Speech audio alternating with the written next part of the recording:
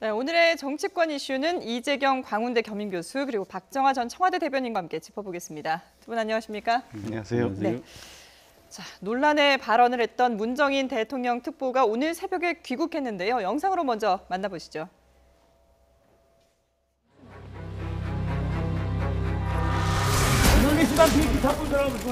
청와대 국가적으로 소신에서 얘기한 거니까 저는 문제 하나도 없어요.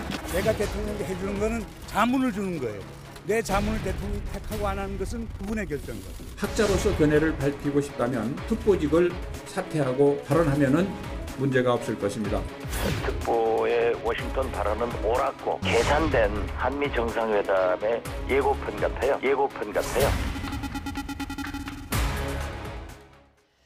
네, 문재인 대통령도 문정인 특보의 발언은 개인적인 소신의 발언이다라고 선을 그었고 문 특보 역시 자신은 특보이기 이전에 학자다. 그래서 이런 발언을 한 것이다라고 얘기를 했어요. 문정인 교수님 워낙 달변 가시고 그다음에 이 지식의 폭이 넓어서 네. 충분히 말씀하실 수 있는데 글쎄 오늘 아침 공항에서의 모습이나 아니면 그 발언 내용이나 이런 걸 봤을 때는 저는 개인적으로 적절치 않았고 아침 그 모습도 조금 더 절제된 모습을 국민들한테 보여주셨으면 하는 아쉬움이 좀 있습니다. 조금 감정적이었다라고 네, 평가를 저는 하신 건가요? 그렇게 보이고요. 예. 그래도 특보잖아요. 당신께서는 월급 안 받는다고 말씀을 하시지만 그래도 대통령이 특보고 안보 외교 정책의 멘토고 그다음에 미국에서도 그렇기 때문에 아마 이번 세미나에 초청을 하지 않았나 싶은데요. 그러면은 공인으로서 국민들한테 해야 될 말씀이나 이런 걸 좀 떳떳하게 그다음에 정제된 언어로 말씀을 주셨으면 훨씬 더 다 전달이 되지 않았나 이런 생각이 들고요. 미국에서 하셨던 말씀에 대해서는 학자의 입장으로서 말씀을 충분히 주실 수는 있지만 저는 학자 이전에 이미 문 교수님께서는 이제 공인이 되셨고요. 대한민국의 누가 봐도 대한민국의 외교 안보 정책의 바로미터를 전하고 있는 사람이라 전 세계에서 인식을 하고 있기 때문에 그런 면에 대해서는 좀 앞으로도 말씀하실 때 감안을 하셔야 되지 않나 이렇게 생각이 듭니다. 예. 네. 대변인님께서 말씀도 해주셨지만 자유한국당 입장 같은 경우에는 그러면 특보 그만두고 학교로 돌아가라 이렇게 얘기를 하고 있는데 어떻게 들으셨습니까?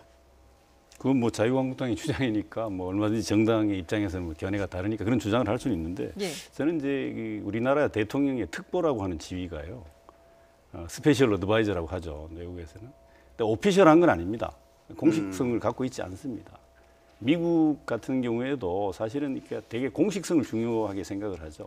그러니까 특보라는 지위가 공식성을 갖고 있지 않습니다. 본인도 말씀하셨지만 학자로서의 자기의 견해를 평소 지론을 말씀하신 거고 실제로 상근하시는 것도 아니고 월급을 받는 것도 아닙니다. 그야말로 스페셜 어드바이저입니다.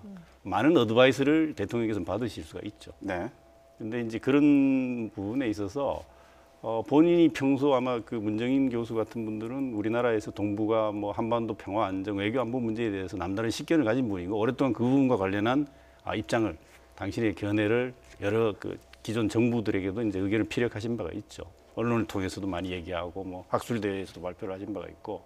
근데 저는 그런 측면에서 이 부분을 좀 오피셜하지 않다고 하는 측면에서 우선 봐줘야 된다는 점 하나 하고 과도하게 문정인 교수가 하신 말씀을 지나치게 확대해서 부각시켜서 정치 쟁점화할 그럴 만한 거는 아니다라는 생각을 저는 해보게 되고요. 또 한 가지는 실제로 이분이 하신 내용이 특별히 새로운 게 아닙니다. 평소에 문정인 교수가 특보이든 아니든 언제 어느 자리에서든 간에 당신의 소신으로서 피력한 바가 있습니다. 그리고 이런 부분을 문재인 대통령이 후보 시절 또 혹은 그 이전부터 당신의 의견으로서 개진한 바가 있고요. 그것을 미국 가서 좀 공개적으로 학술 행사에서 표현한 것입니다. 그리고 이 내용에 대해서 문제 제기를 할 수도 있겠습니다만은 이거 학자로서 또 이 부분의 전문가로서 학술 행사에 가서 자신의 소신을 피력한 내용이 왜 이렇게 문제가 되죠? 그 내용에 있어서 문제가 있으면 그걸 가지고 정식으로 내용 가지고 문제 제기를 하면 되는 겁니다. 이것을 오히려 지금같이 한미 동맹이 기묘하고 절실히 중요한 이 시점에 국내 정치 세력이 자기들의 정치적인 이해관계를 가지고 자기들과 입장이 다르다고 해서 또 일부 언론이 이 부분을 부풀려서 문제를 삼고 있는 것 자체가 저는 오히려 이건 도움이 안 된다. 이 문제를 부각을 시켜서 실제 내용이 한미동맹을 훼손한다거나 또 기존에 우리가 문재인 대통령이 추구하는 이런 부분에서 예를 들면 아예 완전히 정부의 입장에서 완전 벗어나 있다거나 네. 그런 것도 아닌 이런 내용을 가지고 크게 문제 삼는 점에 있어서 저는 오히려 그 점을 조금 더 지적하고 싶은 생각입니다. 문정인 특보는 충분히 할 수 있는 발언을 했고 그 부분에 대해서 이렇게 확대 해석할 필요가 저는 없다라는 그렇게 말씀이신데 생각을 합니다. 지금 앞서 말씀하신 것처럼 문재인 대통령 역시도 후보 시절에 이어 비슷한 얘기를 하기도 했습니다. 한번 들어보시죠. 우선 핵 동결하고 그 핵 동결이 충분히 검증된다면 그러면 거기에 상응해서 우리도 한미 간의 군사훈련을 조금 조정하거나 축소한다든가 그렇게 상응하는 조치들을 단계별로 취해 줄 수가 있는 것입니다. 예, 전략 자산을 축소할 수 있다. 물론 전제는 북한의 변화입니다. 그 전제를 밑에 깔고 이제 얘기를 하고 있는 건데 문정인 특보 얘기하고 좀 일맥상통하는 부분이 있죠. 앞서서 말씀드렸지만 사실은 문정인 교수님이 갖고 있는 위치라는 게 굉장히 중요한 자리잖아요. 모든 사람이 아는 것처럼 대통령 외교안보 멘토예요. 예. 그러니까 문정인 교수가 말씀하시는 게 대통령 생각에 얼마나 많은 영향을 미치는 데서 모든 사람이 알고 있고 지금 좀 전에 보신 것처럼 대통령께서도 후보 시절에 네. 저런 말씀을 하셨는데 그게 갖고 계시는 생각이라고 저는 보여지기 때문에 이번 문정인 특보님 말씀하신 네. 것 특히나 더 우려스럽다는 말씀을 드리고 싶고요. 우선은 그 대통령께서 후보 시절에 하셨던 말씀과 이제 정말 대한민국의 대통령으로서 이제는 그 한미 외교를 해야 되는 그다음에 동북아 위험한 정세를 이렇게 다뤄야 되는 상황에서 과연 저렇게 생각하고 계시는 게 옳은지에 대해서는 많은 국민들에서는 논란이 좀 있을 수 있어요. 그러니까 그래서 그런 면에서 그 많은 국민들이 혹은 또 뭐 야권에서도 그 이 당리당략적 문제가 아니라 정말 국가의 안보를 생각하는 측면에서 우려하는 부분이 있으니까 한번 그런 점에서도 청와대와 대통령께서 한번 보셨으면 하는 바람이 있는 거고 문재인 특보에 대해서 말씀을 드리는 게 일단 절차상으로 예. 만약에 저게 정말 이 정부가 가고자 하는 그 향후 외교안보 그다음에 한미 관계에 있어의 패스라고 한다면 너무 쉽게 그러니까 절차상으로 너무 쉽게 그 대통령이 한미 정상회담에 앞서서 전략을 노출시켰다는 내용이 좀 있고요. 그다음에 내용 면에서는 사실은 저렇게 말씀하시면은 북한의 과거 한 10여 년 전 이전에 핵 미사일 개발 단계와 지금의 핵 개발 단계가 다르잖아요. 그러면 제 입장에서 볼 때는 개인적으로 볼 때는 북한이 내일이라도 우리 머리 위에서 터질 수 있는 핵 위협 앞에서 우리 무장 해제하자는 얘기밖에 안 들리고 이해가 돼서 좀 걱정스럽고 우려스러운 면이 있다라고 말씀드리는 거예요. 예. 이건 정확하게 한 가지 해야 될 게 있습니다. 네. 그러니까 전제 조건을 항상 북핵 동결 그리고 동결에 대한 검증 대통령도 그런 말씀하시지 않습니까? 아마 문정인 특보도 그런 맥락인데 북한은 지금 태도를 보면요, 우리의 전제 조건 자체를 받아들이려고 안 합니다. 그러니까 이 전제 조건이라고 하는 건 대단히 엄격한 수준의 요구입니다. 네. 사실은 트럼프 대통령도 그랬지 않습니까? 사실은 전제 조건을 깔고 엔게이지먼트라고 해서 관여를 할 수도 있다. 압박과 관여라고 하는 추출액을 얘기하지 않습니까? 예. 그 테이블 위에 끌어올리겠다는 건데 전제 조건을 단호하게 이제 전제하면서 얘기하는 부분이기 때문에 이 전제 조건이 만약에 수용된다. 북한이 핵을 동결하고 완전히 북핵 프로그램이 완전 해체되는 과정으로 가는 데 있어서 북핵 실험 같은 거, 핵과 미사일을 실험을 더 이상 하지 않는다는 전제가 성립한다면 관여해야죠. 예. 트럼프 대통령이 얘기한 것처럼. 끌어들이고 그리고 협상 테이블에 올린 다음에 페리 전 미 국방장관이 얘기했지 않습니까? 그런 다음에는 이것을 하나의 옵션으로 테이블에 올려서 논의할 수 있다. 이런 게 왜 미국 내에서도 상당히 많은 한반도 전문가들이 여기에 동의하고 있습니다. 이게 왜 무장 해제하자는 거고 북한에 대해서 우리가 백기를 드는 겁니까? 아닙니다. 북한을 다루는 방식에 있어서 이런 대화하고 관여하는 부분도 고도의 압박, 한미 동맹과 이게 서로에 대한 신뢰를 강화하기 한 토대 위에서 강력한 압박을 해요. 하면서도 동시에 해야 되는 건 엔게이지먼트라고 얘기하지 않습니까? 이건 트럼프 대통령도 하는 얘기입니다. 그러니까 트럼프 대통령이 김정일하고 햄버거 대화하겠다고까지 얘기했습니다. 그리고 월스트리트 저널이라는 미국의 가장 보수적인 언론이 공개했듯이 미국과 북한은 비밀 외교를요. 회의를 1년 동안 해왔지 않습니까? 근데 왜 미국은 하면 되고 우리는 대화하자 그러면 이상하게 북한에 대해서 완전히 백기투항한다는 식으로 이런 인식 자체도 저는 고쳐야 된다고 보고요. 저는 문정인 교수 또 지금 특보이신 말씀하신 게 어떻게 해서 문제가 되는지에 대해서 좀 진지하게 우리나라의 학자가 전문가가 그런 얘기를 못한다면 그 도대체 이런 걸 입을 막아놓고 미국이 정해놓은 틀 안에 우리는 다 거기에 맞춰야 되면 이게 도대체 나라라고 할 수가 있냐 이런 문제 제기를 하는 분들의 목소리를 가볍게 들으면 안 된다. 그게 사실은 그 미국의 얘기를 우리가 다 듣는다는 인식 자체부터가 저는 좀 바꿔야 되지 않을까 싶은 생각이에요. 이게 그 우리 동북아 정세 내에서 우리나라 그래도 그 향후라도 잘 가기 위해서는 한미 동맹이 철저하게 그 중요한 거고 거기가 굉장히 중요한 지축이라고 모든 사람이 동의한다면 한미 간에 의견을 조율을 해서 같이 나가서 공통된 목소리를 내면서 북한의 핵 압박을 저지시키고 북한이 정말 그 국제사회로 이렇게 개방된 사회로 나올 수 있게끔 핵을 비핵화하고 해야 되는 것이지 뭐 미국과 북한 간의 대화가 있는데 우리도 거기 껴야 되는데 이런 생각 갖고는 저는 아주 옳게 남북 관계를 좀 해결해 나갈 수 없다고 생각이 들고요. 특히나 지금 뭐 미북 간의 대화도 뭐 남북 간의 뭐 군사적인 대화도 그다음 조금씩 다 있었어요. 공개가 안 되지만 근데 북한의 입장, 태도, 발표 내용들을 우리가 한번 곰곰이 봐야 되는데 어제도 당장 핵 문제는 북미 간의 얘기지 남한이 왜 끼느냐 이런 얘기를 우리가 듣고 있잖아요. 그러니까 저런 얘기들이 사실은 한미 간의 다음 주에 있을 한미 간의 정상회담에서 한미 간의 정상 간의 의견 일치를 봐서 거기 뭐 공동 성명을 통해서 그런 얘기가 나왔다라고 하면 많은 국민들이 저게 무슨 그 전략적인 계산이 있고 한미 간에 합의가 돼서 저렇게 나가서 북한을 압박해 나가서 북한을 개혁 개방의 세계로 나오게끔 하겠구나. 조금 지나면은 북한도 우리나라 이 한반도 내에서도 전쟁 위협이 없어지고 같이 살 수 있는 먼 길에 이제 통일의 길도 올 수 있고 이런 기대를 할 수 있지만 사실은 지금 전혀 다른 내용들을 하면서 왜 미국이 가고자 하는 길에 우리가 거기에 손을 들어줘야 되고 남북 간의 얘기를 해야 되는데 우리가 소외되어야 되느냐라고 생각하는 이 인식 자체를 좀 털어버리고 열고 정말 현실을 객관적으로 보고 얘기를 했으면 하는 국민의 한 사람도 바람이 있는 거예요. 대변인님, 그러면 지금 얘기가 나오는 게 결국 문정인 특보의 발언이 미국의 뜻과 통하는 거다 이런 분석이 있는 건데 이 부분에 대해서는 어떻게 보십니까? 저는 동의하지 않습니다.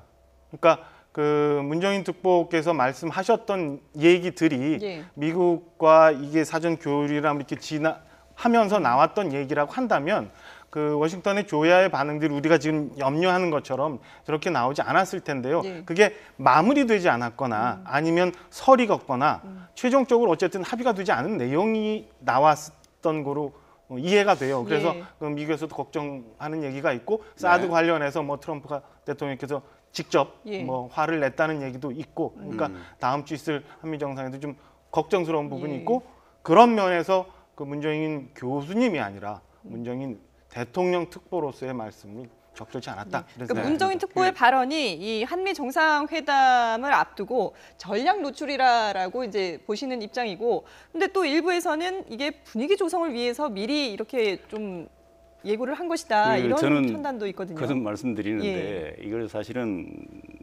너무 막 침소봉대하거나 확대하거나 또 왜곡된 보도 이런 분들이 너무 많아서 그러니까 사실 우리가 눈을 두 개 가지고 있는 이유가 있지 않습니까? 한쪽 눈으로 세상을 보면 안 됩니다. 그러니까 미국의 입장이라는 게 예를 들면 뭐 입맛에 맞게만 해석할 것이 아닙니다. 미국에도 한반도 전문가들이 많고 실제 이 문제를 다뤄봤던 많은 분들이 있고요. 저희가 페리 전 국방장관을 말씀을 자꾸 드리는 이유는 한반도 문제를 누구보다도 직접적으로 핸들링 해보신 분이기 때문이죠. 그분도 얘기하지 않습니까? 그분뿐만이 아닙니다. 많은 분들이 얘기를 하고 있고 그리고 우리나라가 일단 유사시에 문제가 발생하면 우리가 직접 탄을 맞지 않습니까? 사실 뭐 미국도 피해를 보죠. 물론 여기 주한미군이 주둔하고 있기 때문에. 그래서 같이 공동으로 아마 이건 강력하게 동맹을 통해서 해결을 해야 되는 문제라는데 모두 인식 같이 하지 않습니까? 그런데 북한의 전략이 뭡니까? 통미봉남용 아닙니까? 그러면 통미봉남하고 미국하고만 놀고 있는데 우리는 그럼 손 놓고 바라만 보고 있습니까? 저희가 당연히 엔게이지먼트를 해야 됩니다. 그럼 미국이 양해하고 있는 거고요. 한미 동맹을 통해서 하자는 게 딴 게 아니죠. 왜 동맹을 합니까? 공동 대처를 하기 위해서 동맹하는 거잖아요. 그런데 그 방법론은 여러 가지가 있는데 우리 입장에서는 보다 현실 적합한 방법을 택해보자는.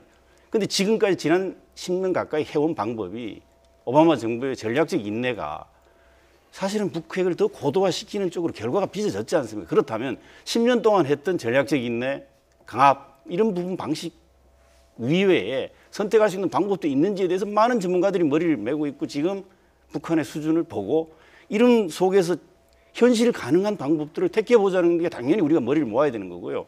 특히나 한미 정상회담을 얼마 안 앞두고 있지 않습니까? 네. 그 지금 야당들도 그런 주장을 하고 여당도 그렇게 주장하는데 초당적인 협력을 해야 됩니다. 국가 안보와 이건 사실 국익 단순한 국익이 아니지 않습니까? 우리 운명과 직결되어 있는 문제입니다.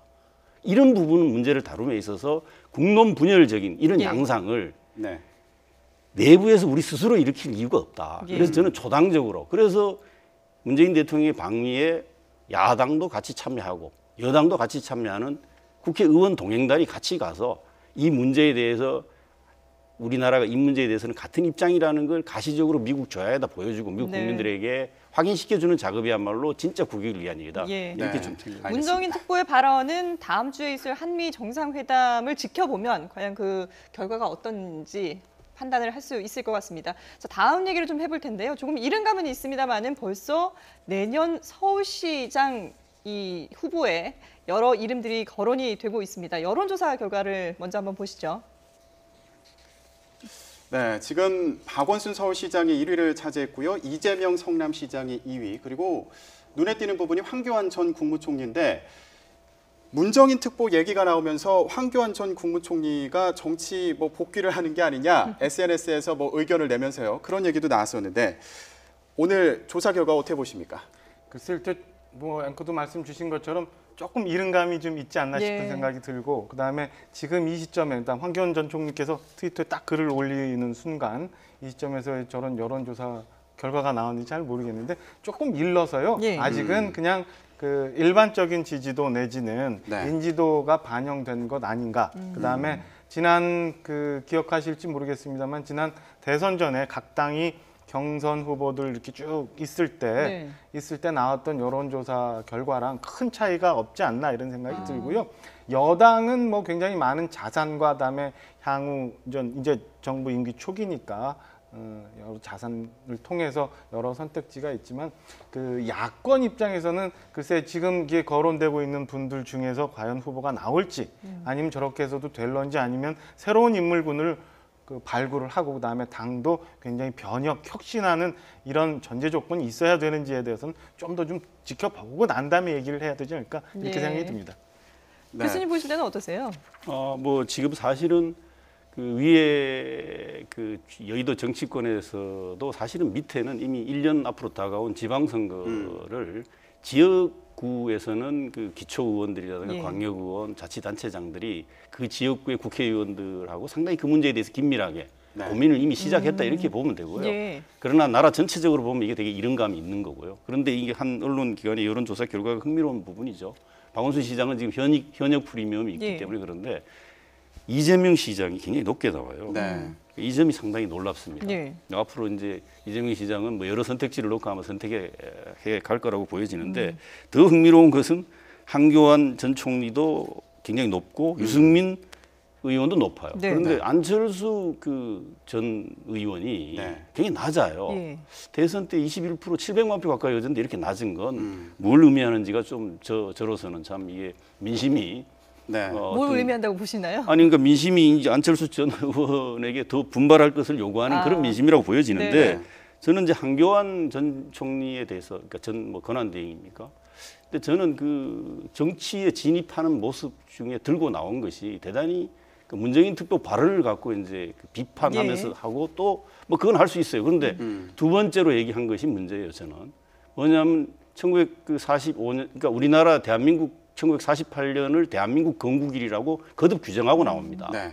이거는 우리 헌법의 첫 번째 줄에 명시가 되어 있습니다. 대한민국 임시정부, 상해 임시정부의 법통 계승이라는 게 명문화되어 있습니다. 네. 그런데 그걸 또 부인하는 듯한 발언, 그리고 요거에 요런 황교안 전 대행이 주장하는 부분에 찬성하는 일부 보수 세력의 입장에 서서 본인의 의사를 정치 의사를 이 시기에 피력했다고 하는 점에서 좀 우려스럽고 이 부분을 대한민국 헌법 전문을 황교안 전 총리께서 다시 한번 새겨볼 필요가 있다라고 하는 점을 강조합니다. 알겠습니다. 다시 문정인 특보 얘기로 돌아가 버렸는데요. 네. 자, 이번에는 자유한국당 당권 경쟁 소식을 좀 다뤄보도록 하겠습니다.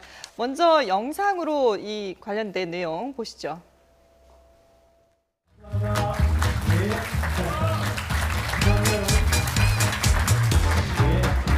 새롭게 만든다는 판단이 있으면 대통령 사퇴하겠습니다. 고사하십시오. 미국은 좀 힘들 것 같아요.